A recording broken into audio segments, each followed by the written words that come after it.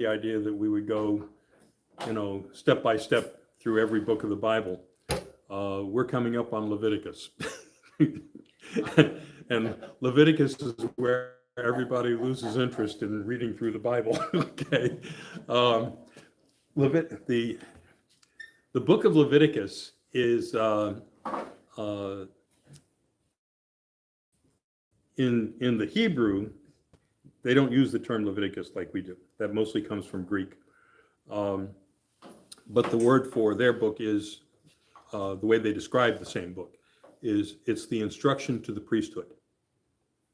So Leviticus is, how do the priests function as priests? And how do they perform sacrifices, how they do rites of purification, how they separate the holy from the material.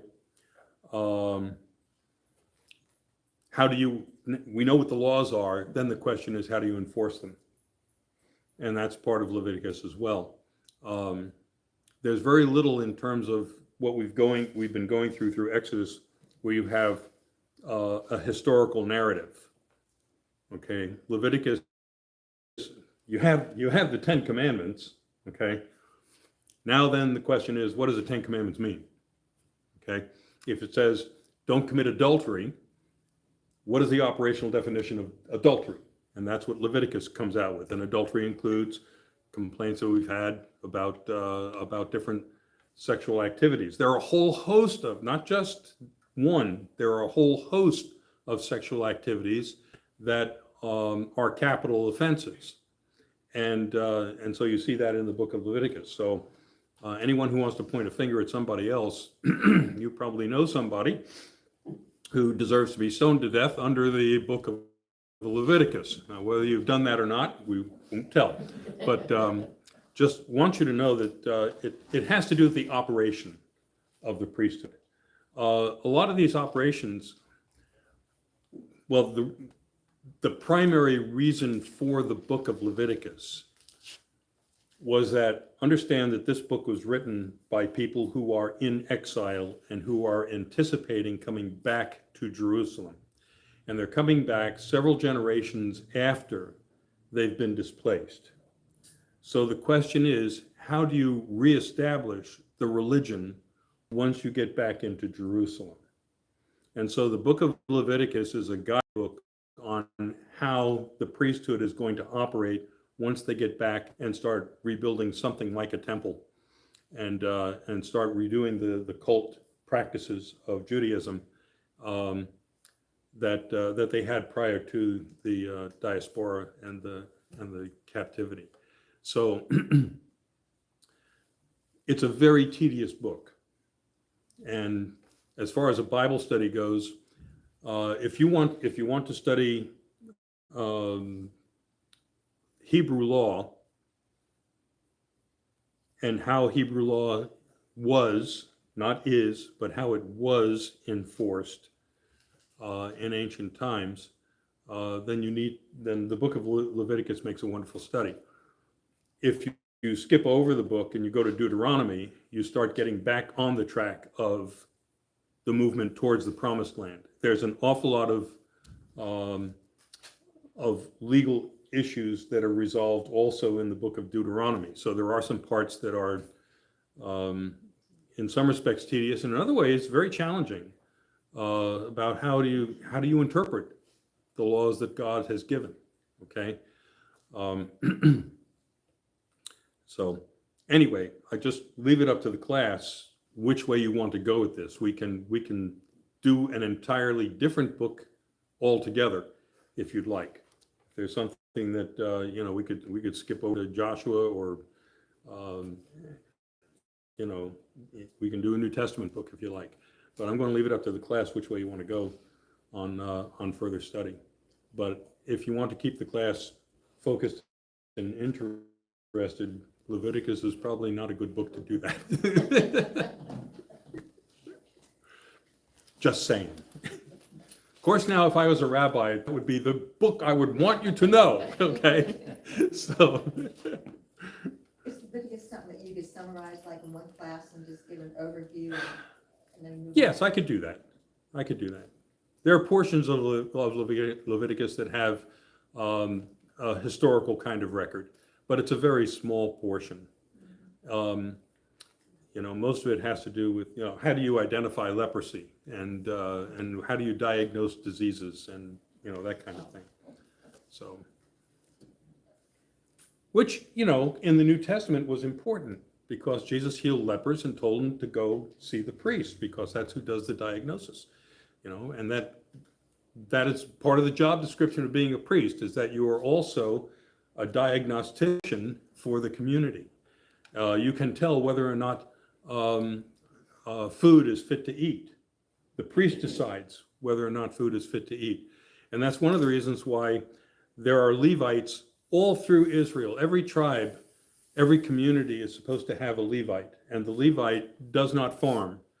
The Levite might have a small vegetable plot or something like that, but the community supports the Levite because the Levite is the one who is the adjudicator for the community, and he's also the one who decides issues between neighbors. He's one who decides whether or not someone has actually sinned and what kind of penalty would be involved or what sacrifices would be necessary in order to do that. There's an awful lot in Leviticus that has to do with redemption and understanding. The book of Hebrews in the New Testament tries to interpret what was going on in Old Testament understandings of redemption and applies that to the crucifixion of Christ. Issues of blood and blood sacrifice and things like that. There are only a couple of other communities in the ancient Near East that followed a similar kind of sacrificial application. That was not for expiation of sin. Normally that was for a good crop or fertility or things like that. In Judaism, the sacrifices are for good crop, okay, are for fertility, but they are also for redemption. And there's a differentiation in Leviticus on how that happens. And how does a person who is unclean become clean? There's a sacrifice, like if a woman gives birth, she was considered unclean until a sacrifice of some sort was made on her behalf, and then she was considered ritually clean and presentable again. So you get into all of that in Leviticus and something, yeah, really. But I can do an overview next week if you'd like. Well, no, not next week. Next week I'm going to be, I could do it online. I may not be here next week. But how many of you caught the study that I did at the end of Exodus? Because I sent you a link and that would take you right to the class. And that worked. I hope that worked out better. Okay. Some people have some difficulty getting to the class, and I think sending out the link was good. How we're gonna do this? I mean, I'm for an overview and then on to Deuteronomy. Okay, that's a proposal. How do you all feel about that? Okay. I just finished doing a study on Deuteronomy and Joshua at Wesleyan Memorial before I left there, so I'm fairly familiar with those two books. How they made it through Leviticus is beyond me. But anyway. Okay, so if we have a consensus on that, that's what we'll do. I'll do an overview online of Leviticus, and then when I come back, we'll do Deuteronomy. Okay. Very good. Many people are going online and watching it though. Actually, somebody at Wesleyan, I was helping them do the pecans at Wesleyan Memorial. By the way, the sign-up list for the pecans is up in the choir room if you're interested in pecan brittle or peanut brittle. That's up in the choir room, and I can still take orders. So, but anyway, there was somebody at Wesleyan Memorial who follows the Bible study every week. So that was good. But I think we may have been the only ones that listened to last week. Why do you skip it? I mean, it's part of the Bible. Why don't it's in it? I mean, there's a lot of unpleasant things in the Bible, Yes, but it's there. yes. So why skip it? Because it's an instruction for the priesthood. And there's an awful lot of it that does not pertain to, Christian practice in life today. A lot, kosher and things like that. What is clean, what is unclean, we're not so caught up in that. I read the Bible. It took me a year because I read a page or Yeah. every so often. Hmm. And I had finished reading the Bible and I was starting to read again. And accidentally, I came across that because I just started, Right. Leviticus is part, beginning, close to the beginning. And that's when I came across that verse. Right. Well, it's in many places in the Bible, and we recognize that. Dennis has said it over and over, that it's not what? Doesn't affect us. I mean, Doesn't man, for affect us, the is that church. what you're trying to say? Every part of the Bible raises questions for us today. Right? Like, for instance, okay, the penalties for different Right. deviations. Especially that. Yes, okay. If we are going to call it a deviation, are we also going to follow the penalty for that today? That's the kind of thing that, the questions are raised and they're important questions for us. There are some who have not gotten past the cruelty and the ungraciousness. For instance,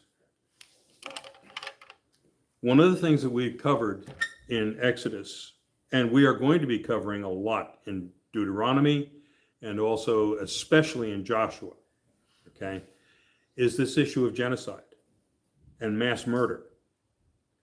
And that's exactly what's going on today. Okay, that's exactly what's going on today.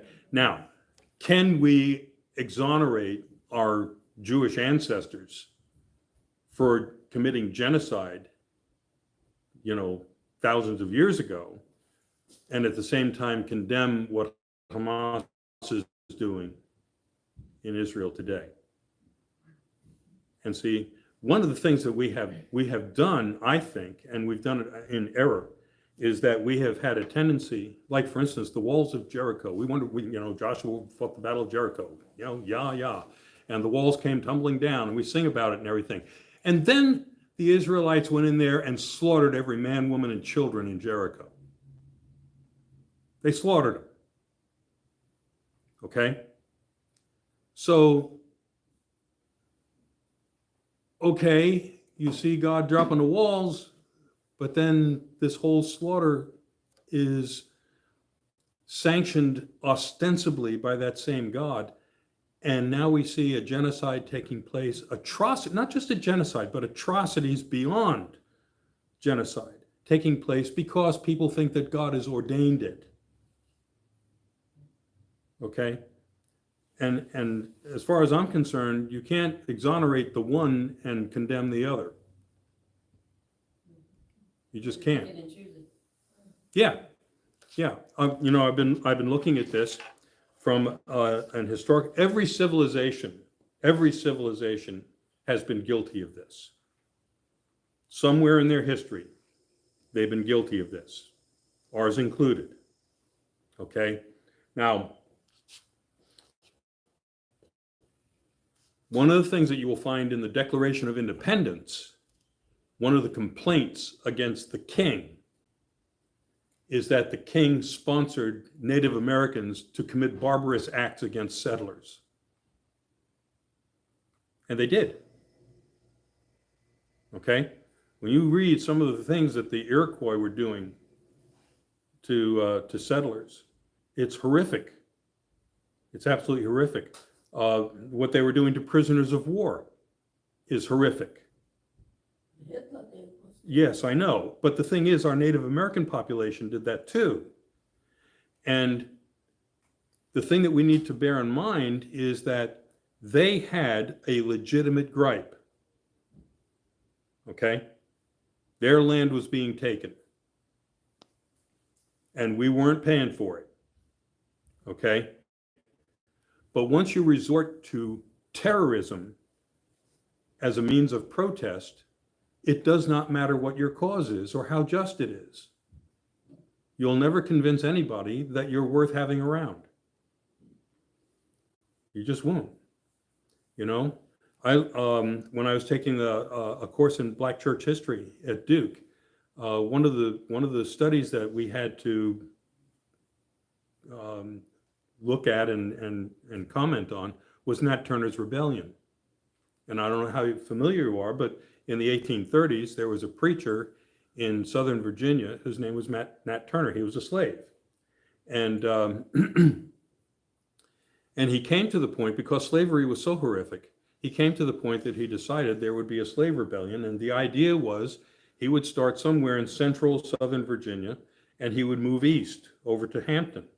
And in the course of that, he would free all of the slaves on the way out there, because there was an armory there, and he wanted to arm the slaves and then continue the rebellion from there.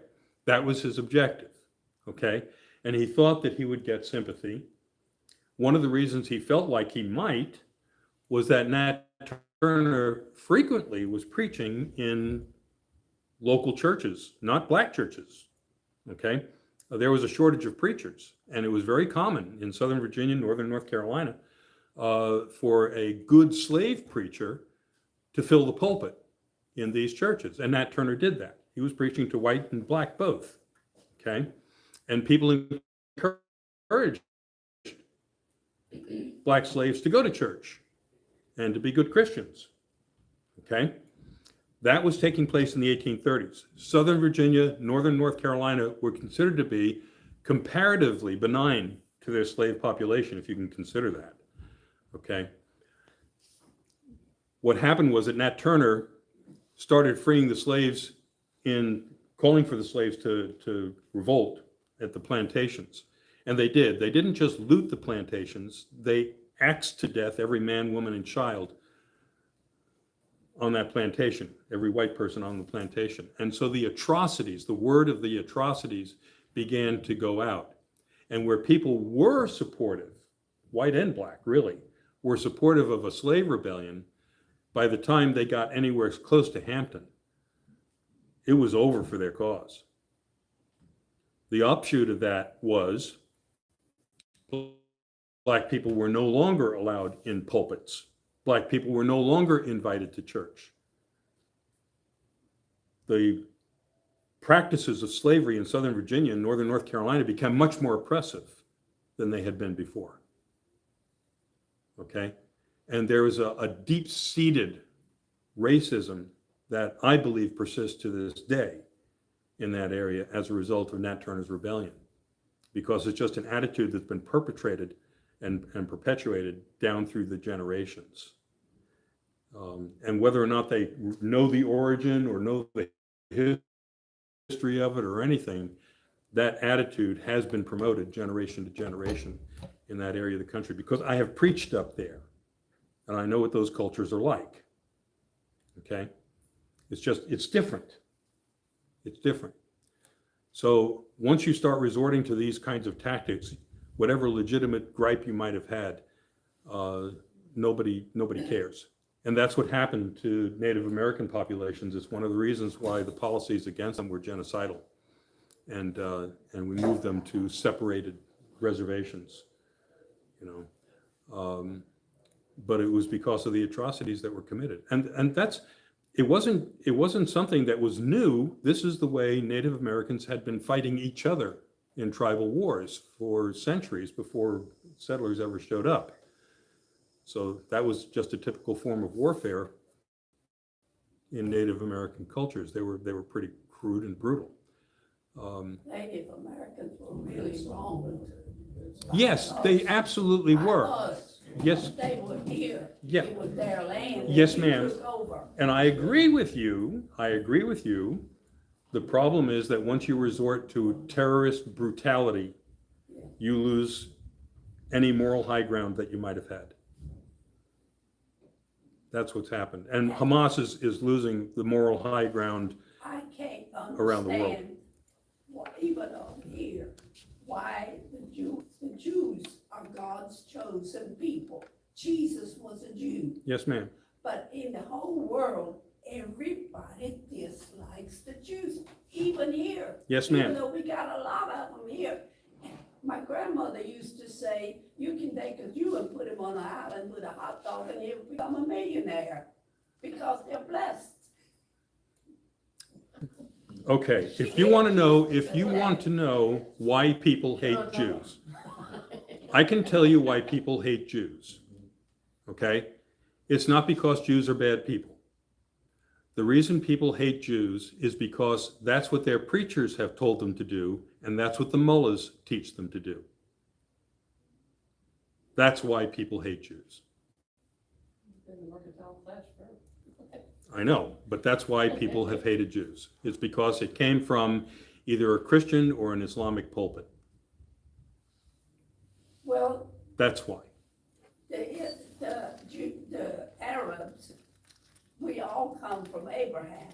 Yes, ma'am. And Abraham, Sarah said to her husband, take the maid and have a son, because she didn't have any children. Right. And then when she got older, there must have been some problems. Yes, because she there were some tried to problems. send her away. And she did, and that's where the Arab nation comes from. Yes, ma'am. Muslims. Yes, Right. and they recognize that we have a common ancestor. They recognize that. But you're dealing with a religion that is still somewhere basking in the 12th century. That's what's happened. They have not moved. And see, this is one of the problems that I think is an issue as we go forward.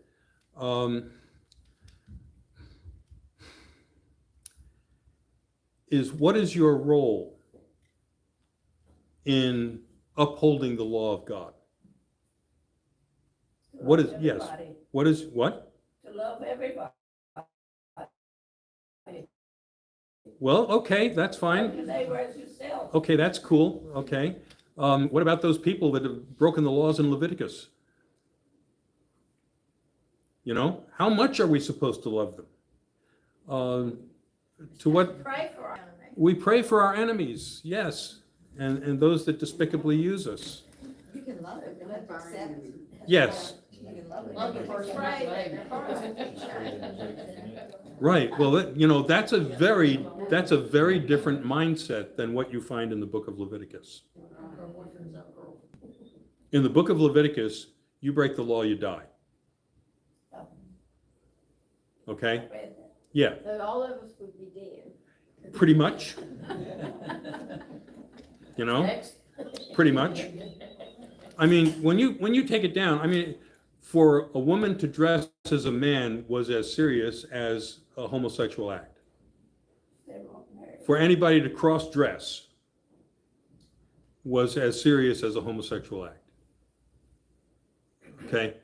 So if you step out of your gender role in the book of Leviticus, you're worthy of death. And stepping out of your gender role meant that a woman couldn't criticize her husband. Okay? I mean, you can take a look at this and say, okay, how far do I really want to go with this? All right? And I'm not saying that we just throw everything out and say there's no sin by any means. But at the same time, we are supposed to be a lot more gracious than the book of Leviticus calls us to be. And you're saying that in Afghanistan, Yes. the book of Leviticus, I know they are different, but would be by the letter. So, Yes, and you have to understand that the Quran is based on Muhammad's interpretation of what he heard from Jews who were merchants moving through that territory. And he wanted to know about their religion. And so much of Islam is based on Old Testament Judaism and Old Testament law. If you want to look at Sharia law, you know, you're pretty well looking at the book of Leviticus in many respects. And you know, somewhere along the line, we've got to look at these things critically and say, okay, I understand that that was their definition, And I understand that they may still be a valid definition, but the ramifications of it, what do you do with it? How do you deal with it? You know, in the light of what Christ has taught us, hopefully it would be different. Oh, and by the way, the holiday, October 7th, that the Jews were celebrating was the reading of Torah holiday. Okay, that was that when the people came back from Persia and they assembled in Jerusalem, the book of the law was read to them. Okay? And the people, it was read to them in Hebrew, in ancient Hebrew. Okay? But the people did not speak Hebrew, they spoke Persian. And so they had to have interpreters who could explain to people in Persian what the Hebrew text was saying. What is Persian? Old Persian? It's Aramaic. It is the language that Christ spoke.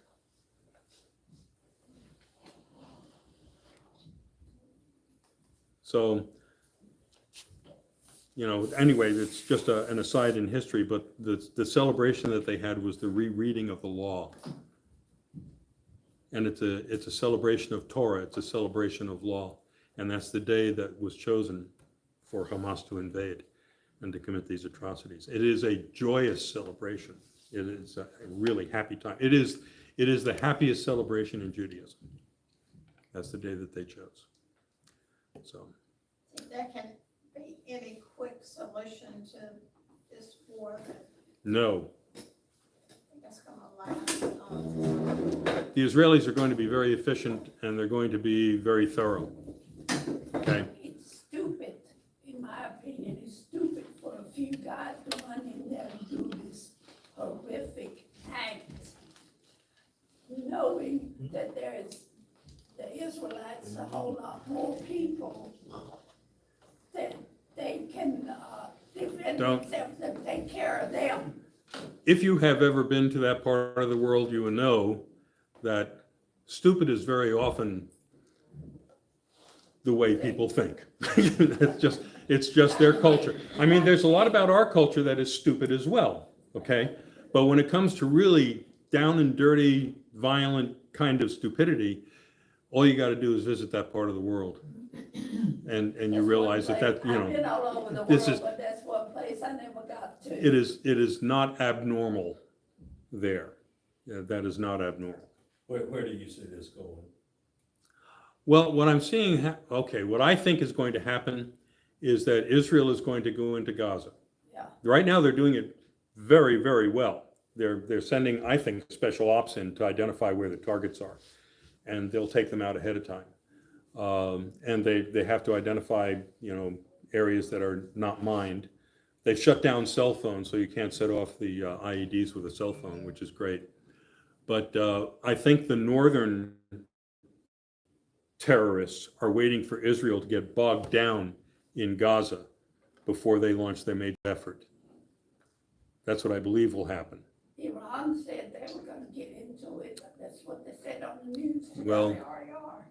Yeah, Going back to Uncle Remus, they better not punch the tar baby because they won't let go fast. There you go. Also, Iran, they just announced they go into Gaza, they're gonna get it intervened. How are they going to get there? They'll get there. Yeah, well, I Not don't know. necessarily soon, but they'll get I there. don't know. I think they may be finding the bottom of the Mediterranean before they find Gaza. I But, mean, do you see this, do I see it expanding? US and, you know? I think- Russia, how big is it gonna get? I guess? Well, there's no telling. There's no telling, especially with the kind of leadership we have now. You know, we have the anti-Semite in chief as far as I'm concerned.